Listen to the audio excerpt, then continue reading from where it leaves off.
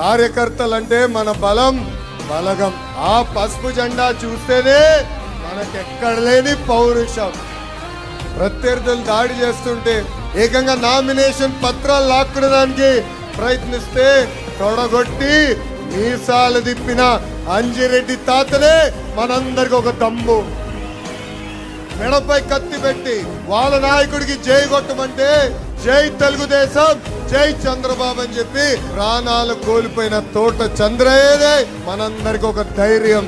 అంతేకాదు ప్రత్యర్థి దాడిలో కంటి చూపు పోగొట్టినా తగ్గేదే లేదని చెప్పిన చెన్నుపాటి గాంధీ గారే మనందరికి ఒక స్ఫూర్తి.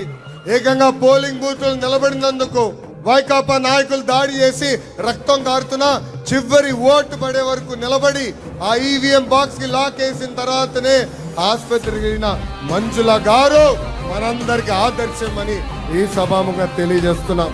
ఆ రోజు నుంచి ఈ రోజు వరకు తెలుగుదేశం పార్టీ కార్యకర్తలే కంచుకోటకి కాపలా కాశారు. జెండాలు మోసింది కార్యకర్తలు, పోరాడింది కార్యకర్తలు. అందుకే నాకు ఈ కార్యకర్తలే అధినేత అని ఈ సభాముఖం మీకు తెలియజేస్తున్నా.